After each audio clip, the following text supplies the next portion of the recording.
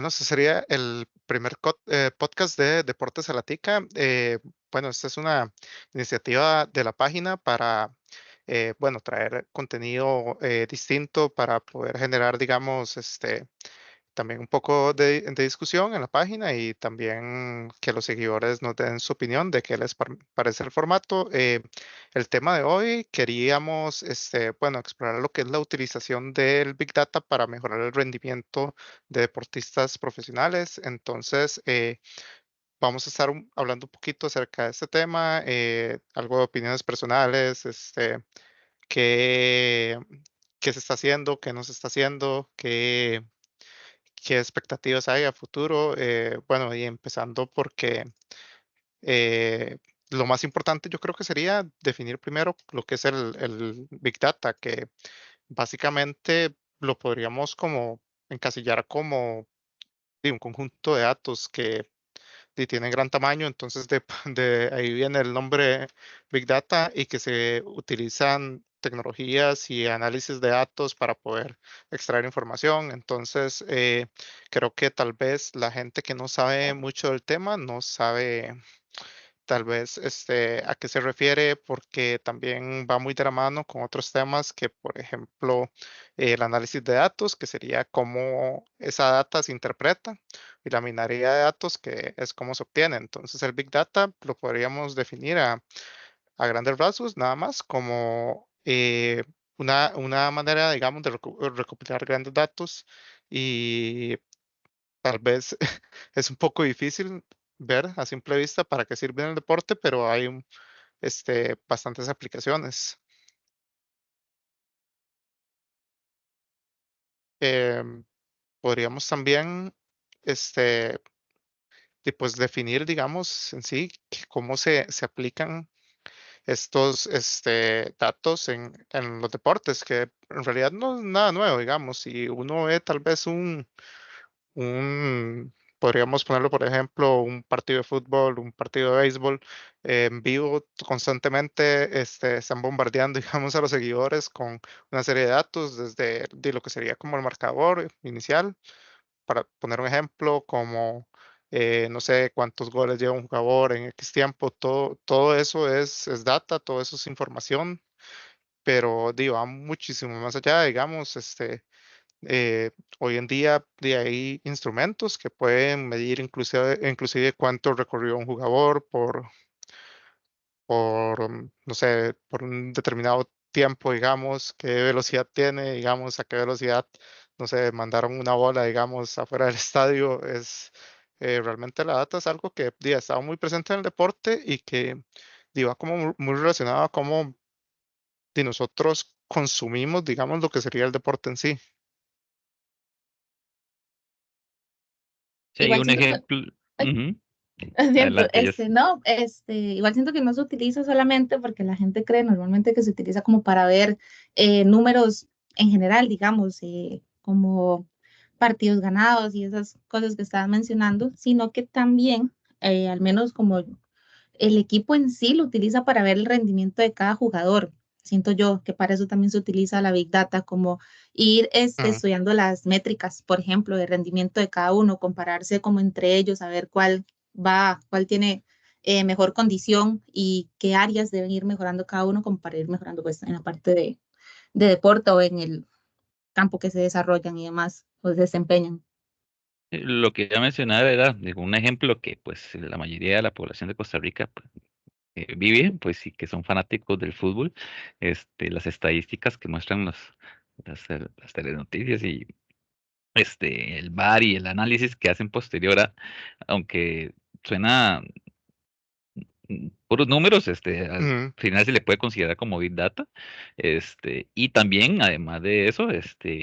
el nivel de audiencia, el nivel de seguimiento que dan los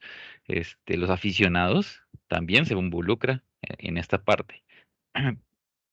Sí, yo siento que, bueno, y por lo menos en un tema totalmente personal, a mí me encanta ver ese tipo de números. Yo tal vez no sé nada del deporte que está ahí, pero me dicen, es que esta persona es un campeón mundial porque ha recorrido tanto, digamos, ha hecho tal cosa, digamos, ha logrado tal récord y comparado, por ejemplo, con los otros deportistas del mismo área, les lleva una ventaja increíble porque estadísticamente o porcentualmente lo que hizo o los récords que tiene van muy por encima. Entonces uno dice, ah, ok, qué interesante. Entonces, esta persona a la que yo estoy siguiendo en este momento o este equipo es el mejor del mundo porque los números también lo respaldan. Entonces, yo siento que ayudan mucho como involucrar a la gente también, a que empiece como a dimensionar como por qué estos deportistas profesionales son tan buenos, digamos. Otro Te- ejemplo que se me viene a mí a la mente es no sé si han visto un anillo que supuestamente mide el nivel del sueño. Lo empezó a usar mucho Cristiano Ronaldo. Él decía que le ayuda a controlar la calidad del sueño, porque esto lo ayuda a descansar mejor y pues a rendir más en los partidos. Y Ujú. es un buen ejemplo de cómo se puede utilizar la información que uno genera, incluso dormido. Realmente, ahora que el compañero lo comenta, es impresionante la cantidad de datos para un deporte en específico que la Big Data puede analizar. Por ejemplo, el baloncesto cuenta hasta la cantidad de rebotes que se le da al balón para conseguir información y así crear una estrategia. Eh, Hay mucha, por decirlo así, influencia en muchos datos. En los atletas, por ejemplo, puede ser usado para controlar y tratar de predecir las lesiones, que es muy importante en los atletas de primera clase, ¿verdad? Y también su rutina de ejercicios, entrenamientos, eh, estrategias para la salud, muy importante también. Es impresionante eh, el impacto que llega a tener la Big Data en estos casos. Sí, Y es que hablando de deporte, este, cualquier dato, es exponencial en cualquier deporte, cualquier dato es exponencial porque a medida que pasa el tiempo, no sé, en carreras, en traslado, en rapidez, en rendimiento, digamos, en una pelea de boxeo, cada dato es exponencial en cuestión al tiempo. Y entre más pasa el tiempo, más se va notando esa diferencia. Y si entre los deportistas y equipos, en cualquier deporte, logran mejorar, aunque sea un porcentaje, un 0,5 de cualquier punto de mejora, va a ser exponencial y va a mostrar una gran diferencia.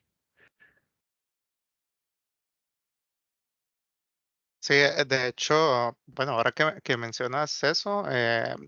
recordé una película que se llamaba Moneyball, que actúa Brad Pitt, que a mí me pareció muy interesante en su momento, porque creo que es como uno de los casos como de utilización de Big Data, que bueno, ya eso fue hace bastante tiempo, pero básicamente al protagonista lo contrataron como entrenador de lo que sería un equipo profesional de béisbol de la MLS y la MLS, creo que lo dije mal, pero bueno, MLB. Pero básicamente lo que lo contrataron a hacer a él era ser un entrenador y ya, digamos. Pero él tuvo, digamos, como la inteligencia de notar que había alguien, digamos, del equipo de trabajo, del equipo que llevaba como una serie de estadísticas de tanto de jugadores como del equipo como de jugadores externos, entonces llevaba todo un registro, digamos, de, por ejemplo, quién era bueno, digamos, no sé, como bateando bolas cortas, bateando bolas largas, tirando como, bueno, los pitchers, toda la información de a dónde iban la mayoría de las bolas arrojadas, digamos, y ese tipo de estadísticas que tal vez en ese momento no eran como tan comunes y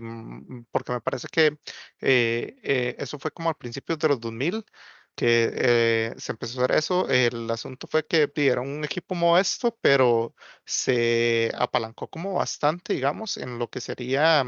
como esos datos como para definir a quién iban a contratar, a quién tal vez no lo podían poner como de titular, a quién podían tal vez como cambiarlo en ciertos momentos del partido, tal vez cuando había un pitcher que les favorecía o no. Entonces, todo este tipo de estadísticas le sirvió para llegar a inclusive un campeonato mundial, una hazaña que era histórica y que es basado en hechos de la vida real. Entonces, eh,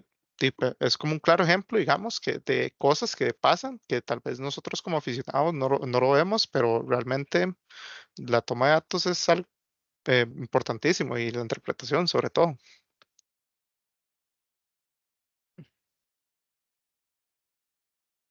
Correcto. También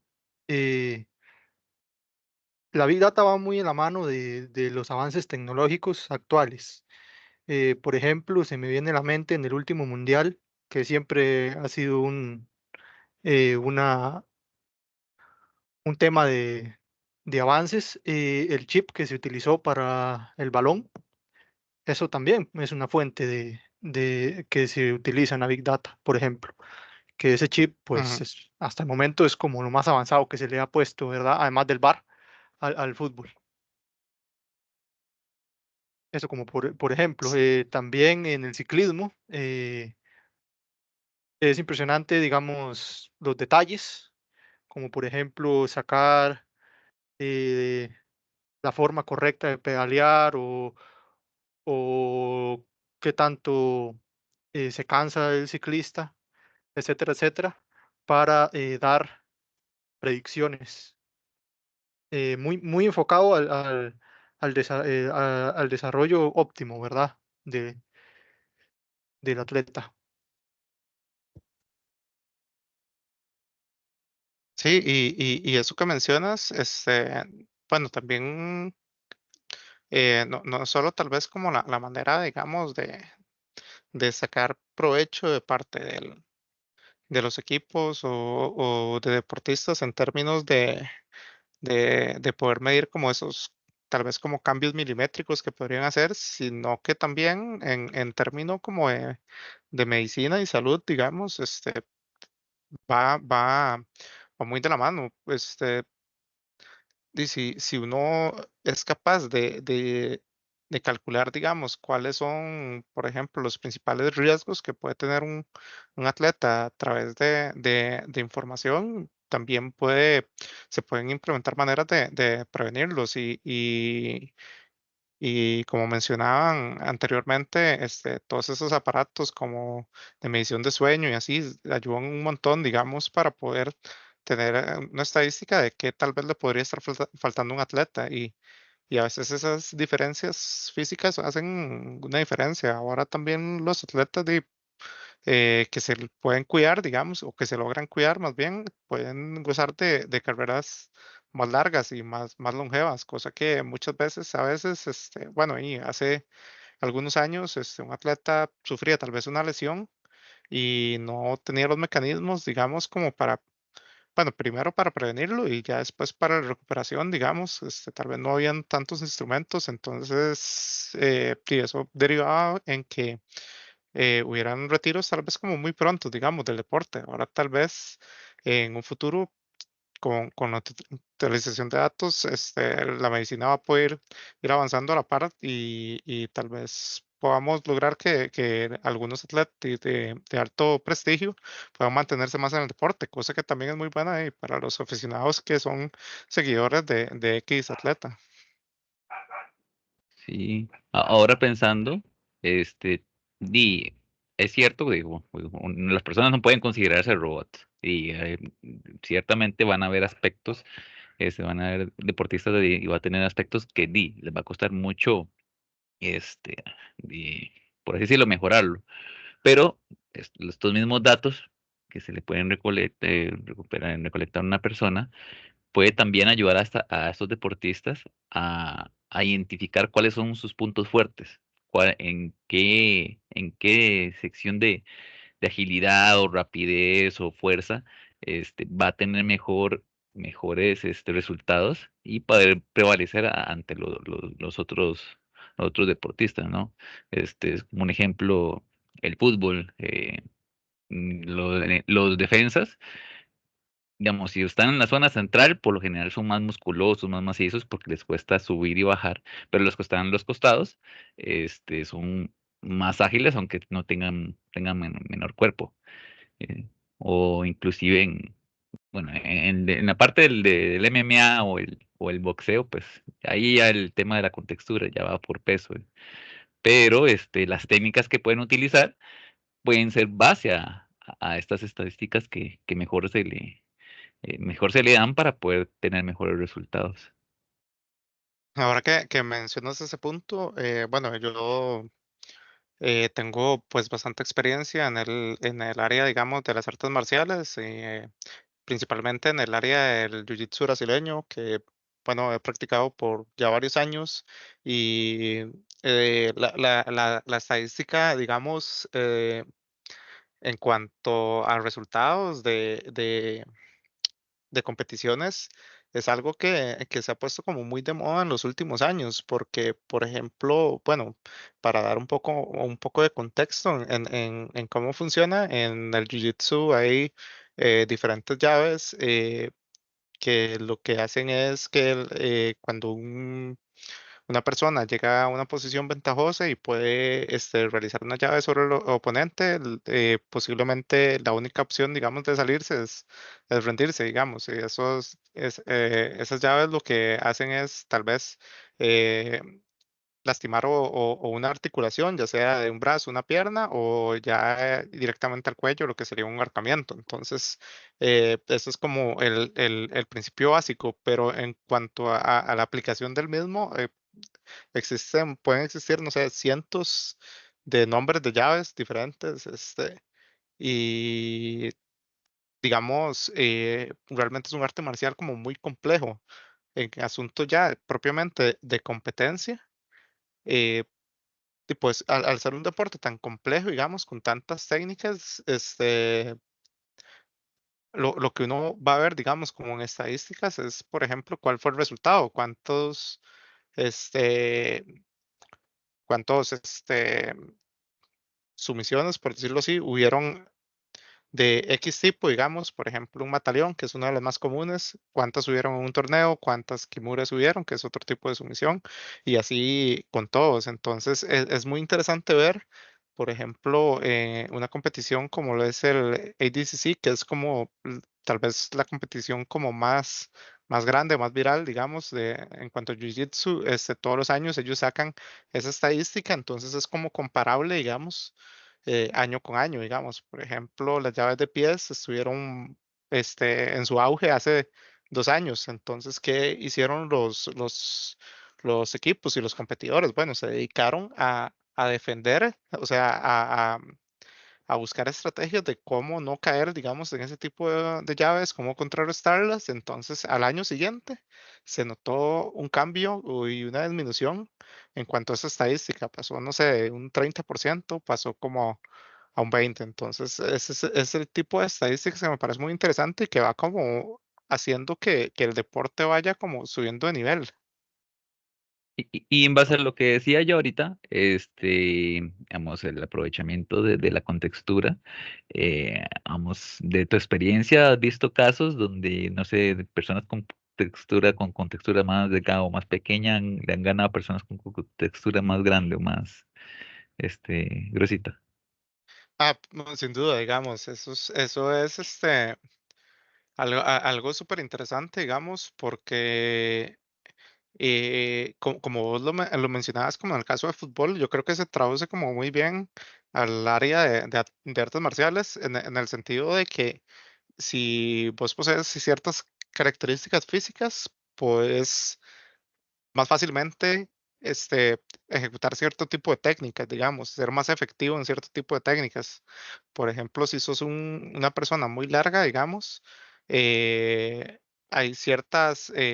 llaves, ciertos ahorcamientos, digamos, que se facilitan mucho. Si vos tal vez sos como corto de piernas, por ejemplo, o una persona de baja estatura, ante una persona más alta, digamos, es muy fácil para la persona más baja hacer un derribe porque está más cerca, digamos, de las piernas del contrincante. Entonces, eh, es como también muy importante como saber eso, digamos, para poder tener como conocimiento de esa información, como para poder entrenar a los atletas acorde a eso, digamos, cuáles son sus fortalezas físicas. Por eso es que tal vez alguien pequeño, digamos, de una contextura tal vez delgada, le puede ganar a alguien muchísimo más grande y uno dice, ¿por qué? Porque la información de cómo entrenarlo está ahí, digamos, y un buen aprovechamiento y toma en consideración también como qué características físicas tiene una persona. Y en Jiu-Jitsu sí se clasifican por peso o todos pelean por igual. Hay ambas cosas, digamos, eso es lo interesante, digamos, cómo te medís vos, digamos, contra gente del mismo peso y ya después hay categorías que se llaman categorías absolutas, que eso básicamente sería no los mejores, digamos, de cada peso, y se tienen que enfrentar entre sí para definir cuál es el mejor, digamos, Mm. de cierto grado de experiencia. Entonces, la preparación de esos atletas es compleja, digamos, por eso es que es importante como conocer, digamos, a qué se va un torneo, digamos, no, inclusive a nivel tal vez amateur, a mí me ha tocado, digamos, y es complicado porque cada quien tiene su estilo, y entonces, si vos no conoces lo suficiente, no, y tal vez la otra persona te haga algo que vos no sabes y te termine ganando la inexperiencia. O sea, la preparación, digamos, el saber es muy importante, a veces incluso más que la condición física o qué tan bueno sos y no saber a qué vas, digamos. Eh, ahora que recuerdo algo muy relacionado, digamos, con el tema, digamos, de la captura de la información, eh, hubo un muchacho que estaba haciendo como un proyecto, digamos, de capturar en una base de datos, como grabaciones de torneos, precisamente como para tener un compendio, digamos, de información de todo lo que pasa, digamos, en un torneo, digamos, cuando se ejecutó, por ejemplo, X técnica. Entonces, tener como una recopilación, digamos, de videos en las que una persona ejecutó esto en una competición. Entonces, de este tipo de proyectos también, pues, son basados en información y que al final se convierten como digo, una oportunidad de negocios como para la gente, inclusive, digamos, o sea, el poder saber, digamos, en qué utilizar la información y le da oportunidades a la gente, digamos, de, de, de emprender, digamos, en lo que sería, digamos, el deporte y no tal vez de una manera que uno lo pensaría, digamos, tal vez uno cree que para meterse en un deporte uno tal vez necesita ser como, como un prodigio, digamos, en el deporte, pero lo que uno necesita también es como entender las bases del juego. Y se me ocurre también en el ámbito del fútbol alguien como José Mourinho, que tal vez nunca fue, bueno, a mi entender nunca fue futbolista, pero él siempre se involucró, digamos, primero como en la parte como lingüística, digamos, en un equipo y fue aprendiendo de los entrenadores con los que estuvo, digamos, y su entendimiento, digamos, del fútbol hizo que fuera un entrenador sumamente exitoso. Entonces, creo que no hay que subestimar lo que uno puede aprender de un deporte y tal vez no se puede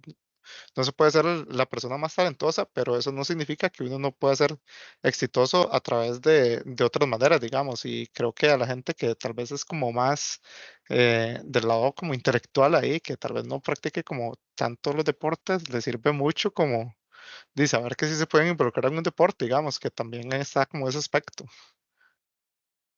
Sí, además a veces uno se pregunta cómo personas demasiado talentosas pierden. Y uno dice, pero si ese muchacho es tan bueno, digamos un Lionel Messi, como Messi tan bueno cuando estaba en el Barça, jugaba tan bien, pero perdía, precisamente porque el equipo contrario analizaba muy bien cada dato, pues requerido para poder o diseñar una estrategia, ¿no? Y ganarle al Barça. Pero sí, sí, estadísticamente, pues eh, es cierto que el talento ayuda, pero eh, la mejora a través de los datos, en la mayoría de las veces va a prevalecer.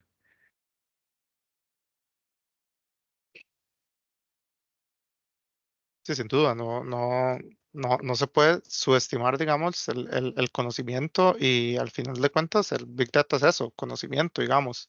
El problema a veces es de capturar como esta información y cómo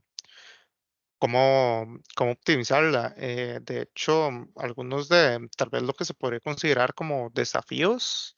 en cuanto a Big Data es, por ejemplo, que, bueno, el Big Data en sí se refiere a grandes cantidades de información y eso va más allá, digamos, de solo tener como saber cuántos goles hizo un equipo en una temporada, sino capturar una serie de datos que muchos se podría considerar inclusive como ruido, digamos, como datos que no aportan nada. Entonces, bueno, primero, si todos estos datos se le hacen públicos a la gente o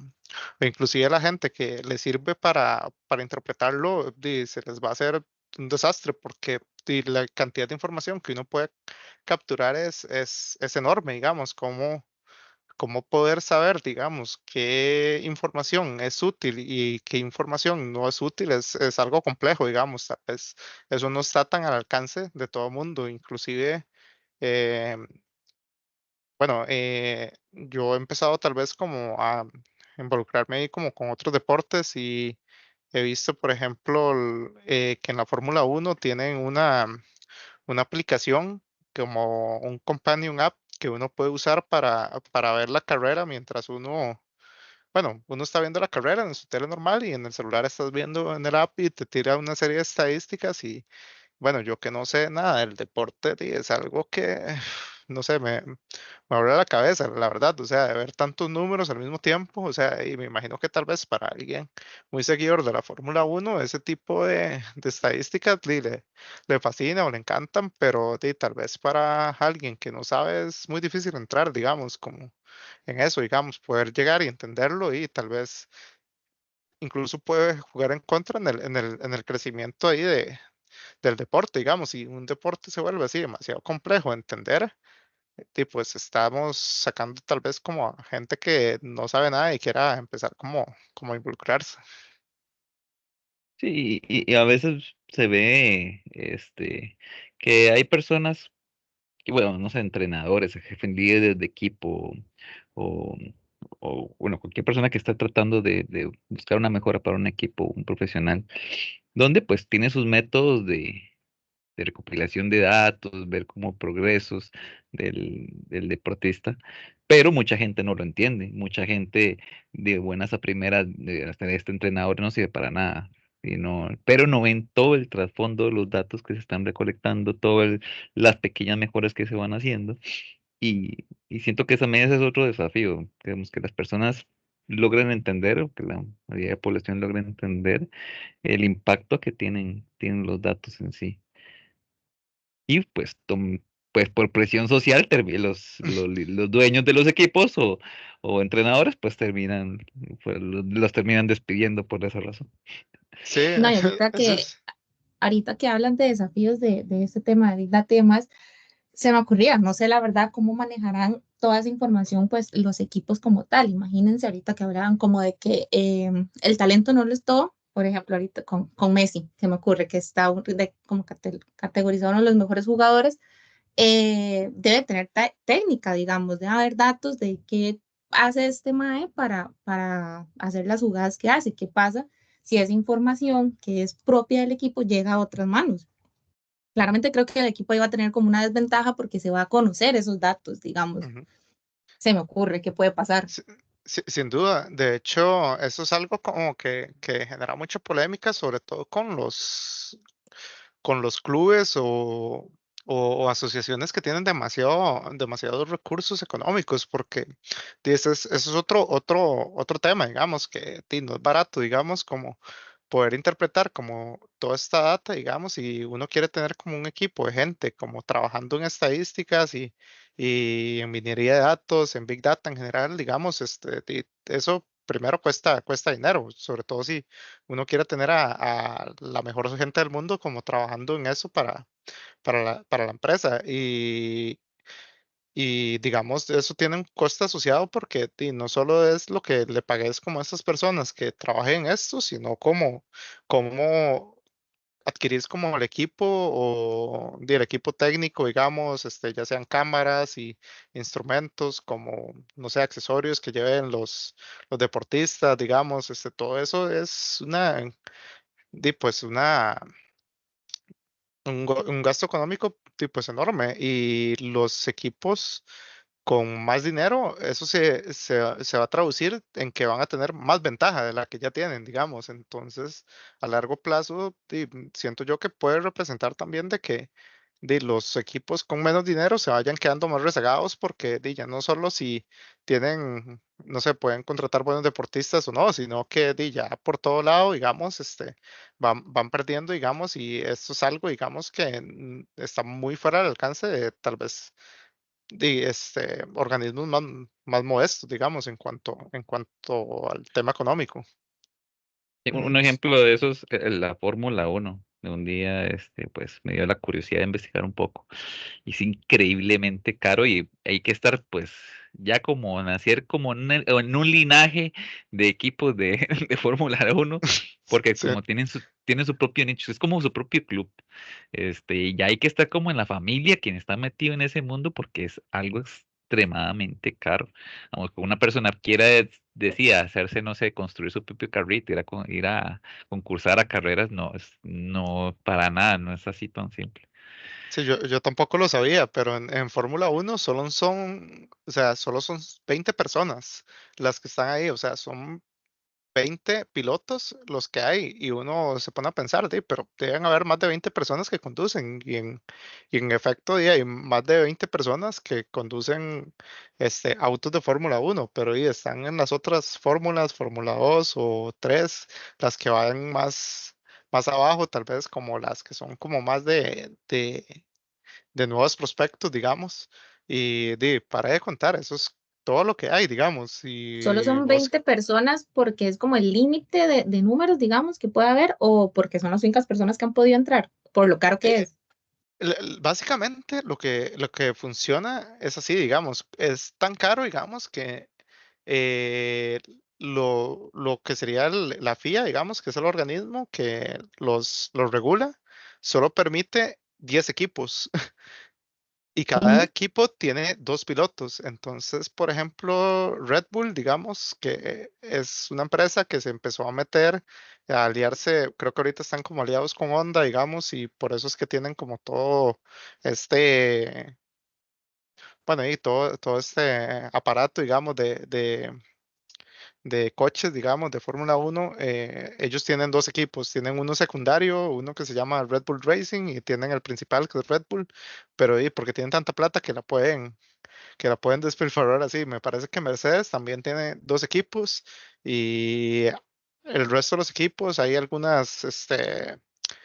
pues escuderías famosas como Ferrari y así, pero y McLaren y el resto son como algunos equipos que como mencionaron es como y eso se lo heredó el bisabuelo millonario a alguien y ahí lo siguieron manejando, pero básicamente son 10 equipos y cada equipo tiene dos pilotos y eso es todo lo que hay, eso es todo lo que me imagino que en algún momento lo definieron porque eso me parece que ese es como el número correcto de competidores que estén en una sola pista al mismo tiempo y básicamente ellos se disputan todo el año. Esas mismas 20 personas se disputan todo el año el campeonato. Lo que pasa a continuación, digamos, es que depende del rendimiento que tenga. De hecho, se basa mucho como en estadísticas y así, porque de cosas que salieron bien, que salieron mal, digamos, cuánto tiempo hizo en algún circuito y en entrar otro, digamos, para definir si los pilotos, digamos, que están actualmente les renuevan el contrato o no, digamos. Bien podrían quedarse sin trabajo y es una profesión en la que la competitividad es tan alta que ya si tal vez en tu equipo no te quieren, ya el otro día tienen a alguien sentado. Entonces, pues es bastante serio el asunto, digamos, como que no es fácil para los pilotos, digamos, equivocarse, digamos, no hay como ese margen de error, digamos, y a ellos les toca inclusive trabajar con los mecánicos para que el auto esté en sus mejores condiciones. Y prácticamente un piloto también tiene que saber de ingeniería para poder entender, digamos, como dónde está fallando el carro y cómo adaptarlo mejor para su estilo, digamos, de manejo. No, me imagino que eso no aplica como para todos porque, vamos a ver, lo poco que he sabido de lo que es la Fórmula 1, solo hay dos equipos que prevalecen más, digamos, que son los que han ganado más carreras. No sé si es Red Bull y Ferrari, creo, me parece. ¿Qué pasa con los otros? O sea, simplemente están ahí y ya. Sé Eh, que por participar, ¿verdad? Que ganan como ya un monto, ¿verdad? sí, digamos, los equipos que no son capaces de ganar un campeonato porque económicamente no les da, igual tienen que ser competitivos porque hay patrocinios. Hay patrocinios que se basan en la posición en la que quedaron en el campeonato. Entonces, por ahí, por ahí es que vale la pena para ellos competir, digamos. Y al final de cuentas, es un, es un juego, digamos, de, pues, de números, de los puntos, digamos, que se suman, son importantísimos, digamos. No es algo como bueno, y es que ya ganó este otro y ya podemos darlo por votado el campeonato, sino que todas las carreras se están jugando algo, digamos. Entonces, por eso es que pues es tan competitivo, digamos. Eh, Creo que a nivel general tocamos como los temas principales que queríamos pues exponer hoy, pero no sé si a manera de conclusión alguien quiere comentar algo adicional. Sí, a mí me gustaría comentar algo en forma de conclusión. Bueno, ya como para ir cerrando, todo este tema del Big Data, creo que en lo que es tema de deporte, y lo que he escuchado ahorita que están hablando y demás, ha ido como transformando un poco todo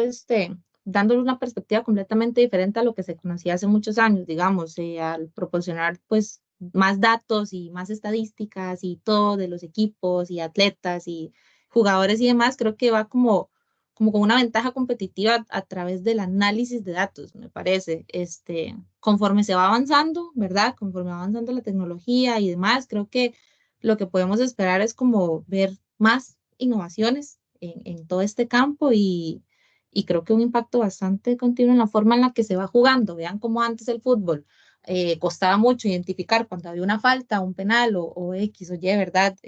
Cosa que pasara y ahora es como mucho más sencillo porque tenemos esto del VAR, por ejemplo. Entonces creo Ujú. que conforme vamos avanzando con la tecnología y todo esto, se va disfrutando un poco más porque ya es como, ok, bueno, vamos a ver los datos estadísticos, a ver qué pasa, o por qué pasó esta cosa y la gente como que se interesa un poco más en el tema. Sí, y al final de cuentas, yo creo que ese debería ser el propósito de que se debería buscar, que la gente se interese en el deporte, tanto como para verlo como para practicarlo, y qué mejor que empezar como a entenderlo, digamos, como a un nivel más alto, tal vez, como tener como toda esa información a mano para poder de interpretarlo mejor, saber, digamos, qué se está haciendo, qué no se está haciendo en un deporte, digamos, eh, y que la gente se interese inclusive por múltiples deportes, que tal vez no se queden con uno solo, digamos, y que apoyen a los deportistas. Yo creo que eso es lo más importante que nos dejaría. Y si no hay algún comentario adicional, creo que eso sería, digamos, como el cierre, digamos, de nuestro podcast. Si les gustó,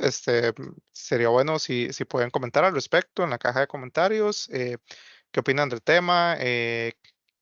ejemplos pueden dar? ¿Qué les gustaría que pasara, digamos, con respecto a la data? Y eso, pues, sería por esta ocasión. Muchísimas gracias. Muchas gracias. Muchas gracias. No olviden preguntar también, realizar cualquier tipo de consulta que tengan en los comentarios.